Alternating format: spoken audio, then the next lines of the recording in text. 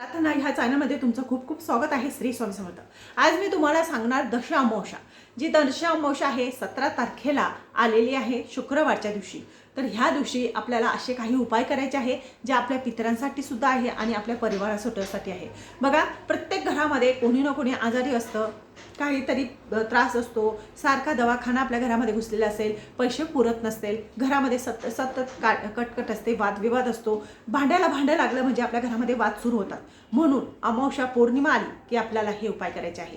आता तुम्हाला पहिलं सांगते, अमावस्या पौर्णिमा आली की मग आपल्याला त्रास होतो. काय त्रास होतो तर तुम्हाला कोणाचं अंग दुखतं, कोणाचं जड डोकं पडतं किंवा कटकट होते, कुणाशीच बोला असं वाटत नाही आणि म्हणजे ताप येतो. तर त्या व्यक्तीने काय करायचं आहे, ज्या दिवशी अमावस्या असते त्या दिवशी मिठाच्या पाण्याने आंघोळ करायची आहे. मिठाच्या पाण्याने आंघोळ केल्याने आपले जे सगळे त्रास असतात ते निघून जात असतात. म्हणून हा एक उपाय करायचा. दुसरा उपाय तुम्हाला सांगते पितरांसाठी. ज्या दिवशी अमावस्या असते, आता अमावस्या आहे 17 तारखेला किंवा दर महिन्यातली अमावस्या, इतर दिवस तुम्हाला पितरांसाठी काहीच करणं शक्य नसेल, रोज करणं शक्य नसेल, तर अमावस्याच्या दिवशी आवर्जून आपल्याला हा उपाय करायचा आहे. काय करायचं, पितरांचा आशीर्वाद प्राप्त होण्यासाठी त्या स्त्रीने, घरातले स्त्रीने किंवा पुरुषाने देवपूजा करण्या अगोदर एक आसन घ्यायचं आणि ते आसन दक्षिणकडे तोंड करून टाकायचं आणि तिकडेच तोंड करायचं आणि पितृस्तोत्राचं पठण करायचं. हे पितृस्तोत्राचं पठण जर तुम्ही करायला लागलात दर अमावस्येच्या दिवशी, तर नक्कीच तुम्हाला याचा फरक जाणवतो. कारण की हे खूप प्रभावशाली स्तोत्र आहे आणि अतिशय छोटं आहे. याच्यात जास्त काही हे नाही की खूप मोठं वगैरे आहे. पाचच मिनटं लागतात वाचायला. खूप सोपं पण आहे, लवकर वाचलं जातं.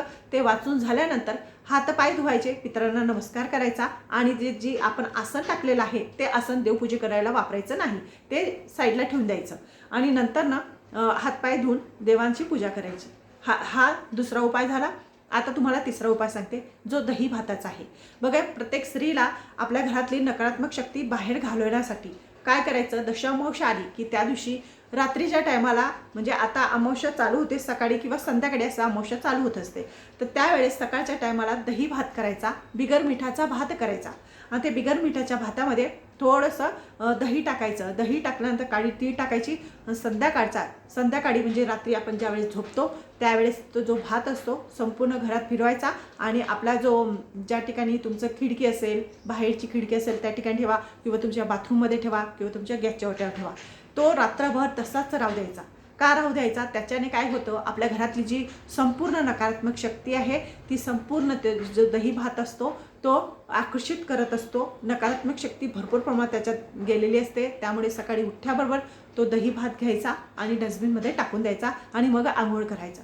हा तिसरा उपाय झाला, अतिशय प्रभावशाली आहे. याच्याने सुद्धा आपल्या घरातली संपूर्ण नकारात्मक शक्ती बाहेर जात असते. चौथा उपाय तुम्हाला आता सांगते.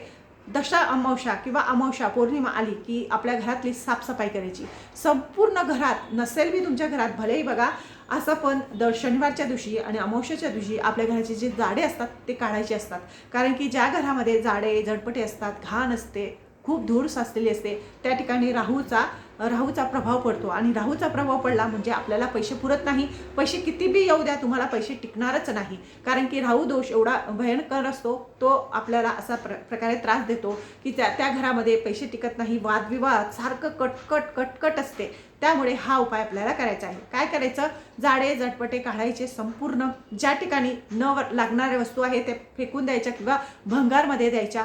रद्दी असेल तर रद्दी भंगारवाल्याला देऊन टाकायची. त्या दिवशी संपूर्ण घर क्लीन करायचं. घरातले जाडे जडपटे जे घाण असेल, धूर असेल, फर्निचर असेल जे तुम्ही पुसत नसणार ते रोज पुसायला पाहिजे. पण नसेल वेळ तर तुम्ही अमावस्याच्या दिवशी आवर्जून हे सगळं जे फर्निचर आहे ते पुसायचं. फर्निचर पुसताना मिठाचं पाणी घ्यायचं, गोमूत्र घ्यायचं, हळद टाकायची, लिंबू टाकायचा आणि त्याच्यातलं सगळं फर्निचर आपलं पुसून टाकायचं. याच्याने काय होतं, संपूर्ण जी धूर आहे, नकारात्मक शक्ती आहे, जे सूक्ष्म जंत आहे जे आपल्याला दिसत नाही ते सुद्धा संपूर्ण नाहीसे होतात. हा उपाय सुद्धा करायला सुरुवात करा. जर शनिवारच्या दिवशी आपल्या घरातलं सुद्धा जाडे काढा, बाहेर जाडे काढा, याच्याने सुद्धा फरक पडतो. आपल्या ज्या गाड्या आहे सारख्या ॲक्सिडेंट होत असतील त्याच्यावर नारळचा उतारा करा. परत ना पिवळ्या कलरची मोहरी घ्या. पिवळी मोहरी संध्याकाळच्या टायमाला आपण देवाजवळ देवपूजा करायला बसतो त्यावेळेस पिवळी मोहरी उजव्या हातात घ्यायची. उजव्या हातात घेतल्यानंतर त्याच्यात थोडीशी रक्षा टाकायची. आता रक्षा माहीत असेल तुम्हाला, देवांची जी अगरबत्ती वगैरे लावलेली असते किंवा आपल्या देवांची उधी असते ती टाकायची आणि 11 वेळेस कालभैरव स्तोत्राचं पठण करायचं आहे आणि एक वेळेस वगळा स्तोत्राचं पठण करायचं आहे. आता तुम्ही म्हणणार हे आम्हाला जमत नाही, यूट्यूबवर लावून द्यायचं, तिथं बसायचं. ती प्रभावशाली झालेली असते. त्याच्यात जे आपण म्हणतो स्तोत्र म्हटलेलं असतं ते संपूर्ण खूप प्रभावशाली अशी ती मोहरी झालेली असते आणि मोहरी ही खूप प्रभावशाली असा तांत्रिक उपाय आहे. तर तो संपूर्ण घरामध्ये कानाकोपऱ्यात टाकायचा, फक्त टॉयलेट बाथरूम सोडून सगळ्या कानाकोपऱ्यात टाकायचं. दुसऱ्या दिवशी झाडून टाकायचे. अशाने तुमच्या घरात कितीही कटकट असू द्या, वादविवाद असू द्या, कितीही बाहेरचा घाणेरडा व्यक्ती असू द्या, त्याची नजर कशी असते ती आपल्याला माहीत नसते. त्याची दृष्टी जर तुमच्या घराला लागली असेल ती संपूर्ण निघून जाते. दारिद्र्यता आपल्या घरातून निघत असते. आता पिवळ्या मोहरीचा अजून एक उपाय सांगते. तुमच्या घरात जर मुलं सारखे आजारी पडत असतील, बघा मुलं कोणत्या ना कोणत्या कारणाने आजारी पडतात, मग पिवळी मोहरी घ्यायची हातात, 11 वेळेस मुलांच्या अंगावरून उतरायची. गौरी असते बघा, गौरी पेटवायची आणि त्याच्यावरती पिवळी मोहरी टाकायची.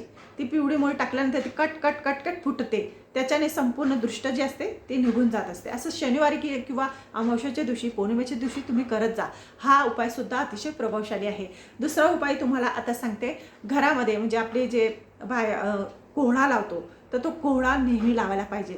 किंवा कोहळा असतो, चिंच असते, परत ते कुठलं तरी नारळ असतं, ते सुद्धा लावल्याने आपल्या घरामध्ये कितीही व्यक्ती घाण येऊ द्या, कोणाशी कितीही दुष्ट लागू द्या, नकारात्मक शक्ती घरात प्रवेश करत नाही. कोहळा बांधायलाच पाहिजे.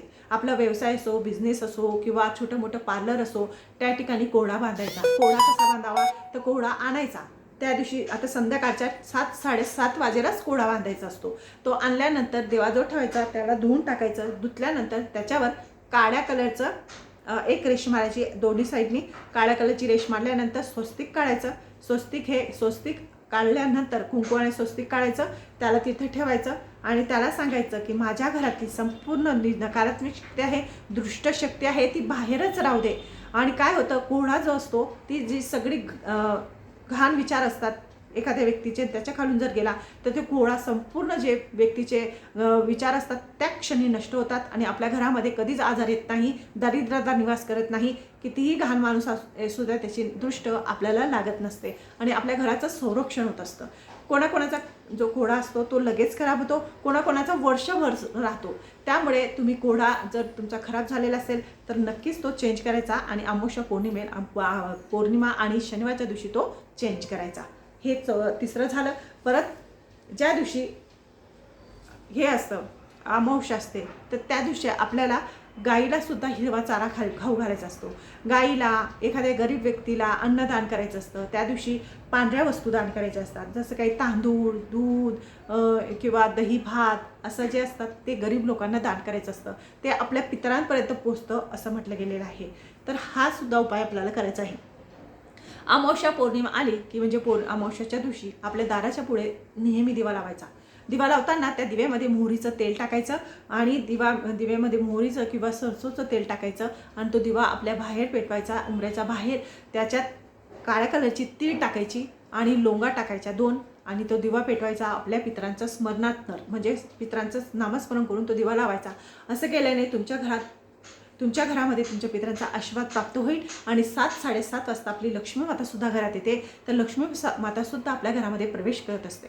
म्हणून दर अमावस्येच्या दिवशी असा दिवा लावा आणि जर तुम्ही रोज लावत असणार तर खूपच छान. बघा, ज्या वेळेस आपण घरातला उंबरा वगैरे सारवत असतो किंवा स्वस्तिक काढत असतो किंवा रांगोळी काढत असतो तर त्यावेळेस आपल्याला ओम सिद्धिविनायकाय नमः, ओम सिद्धिविनायकाय नमः ह्या मंत्राचं नामस्मरण करायचं आहे. ज्या घरामध्ये रांगोळी काढताना, स्वस्तिक काढताना हे म्हटलं जातं किंवा दिवा लावताना म्हटलं जातं तर त्या घरामध्ये लक्ष्मी प्रवेश करते, दारिद्र्यता नाहीशी होते आणि घरामध्ये प्रगती व्हायला लागते, सुख येतं, समृद्धी वाढते, प्रगती होते, नकारात्मक शक्ती बाहेर जाते. म्हणून ह्या छोट्या छोट्या गोष्टी आहेत पण खूप उपयोगाच्या आहेत. परत त्या दिवशी काय करायचं तुम्हाला अजून सांगते. आणि ह्या दिवशी, ज्या दिवशी अमावस्या असते त्या दिवशी शिवमंदिरात जायचं. शिवमंदिरात जाताना आपल्याला त्या ठिकाणी मसूरची डाळ किंवा उडदाची डाळ न्यायची किंवा काळी तीळ न्यायची. याच्यातलं तुम्ही तिन्हींपैकी काहीही नेऊ शकतात. ते न्यायचं, महादेवाच्या पिंडीवर अर्पण करायचं. पिंडीवर अर्पण करताना आपल्या पित्रांचं नामस्मरण करायचं आणि पित्रांचं नामस्मरण करून ती अगोदर पाणी टाकायचं पिंडीवर, मग पंचामृतने अभिषेक करायचा. पंचामृतने अभिषेक झाल्यानंतर त्याची काळी तीड आहे त्या ठिकाणी अर्पण करायची. असं केल्याने आपल्या पित्रांना मुक्ती मिळते आणि भगवान शंकरांचा आशीर्वाद सदैव आपल्यासोबत आणि आपल्या पित्रांची मुक्ती मिळण्यास मदत होते. म्हणून भगवान शंकरांची सुद्धा आराधना तेवढीच महत्त्वाची सांगितलेली आहे. ह्या दिवशी आपल्या पित्रांना म्हणजे 12-12:30 वाजेला भात करायचा, त्याच्यावर दही टाकायची आणि त्याच्यावर काळी तीळ टाकायची आणि आपल्या छतावर ठेवायचं. असं केल्याने सुद्धा आपले पित्रे असतात ते संतुष्ट होतात आणि आपल्या पित्रांच्या नावाने तो घास कावडे वगैरे खातात तर त्यांच्यापर्यंत पोचतं असं सुद्धा म्हटलं गेलेलं आहे. म्हणून हा उपाय सुद्धा आपल्याला त्या दिवशी करायचा आहे. परत तुम्हाला एक सांगते बघा, आपल्याला काय करायचं आहे, जे आपलं देवघर आहे, आता आपले देव आहे, तर स्त्रिया काय करतात, कधी पण देवांना स्वच्छ करतात. तर देवांना स्वच्छ करण्यासाठी लिंबू पावडर किंवा ते भैया पावडर वगैरे असं केमिकल्स वापरू नका. त्यासाठी काय करायचं, जे आपले देव असतात देवघरातले ते फक्त बुधवारी किंवा अमावस्याच्या दिवशी साफ करावे लागतात, नाही तर आपल्याला दोष लागत असतो. आता त्याच्यासाठी काय करायचं, दही घ्यायची, त्याच्यात हळद टाकायची, लिंबू पिळायचा आणि त्याच्याने देव घासायचं. स्वच्छ देव निघतात आणि पवित्र होतात. आणि हे करून बघा, याच्याने सुद्धा तुम्हाला अनुभव येईल. त्या दिवशी आपल्या देवघर स्वच्छ करायचं आहे.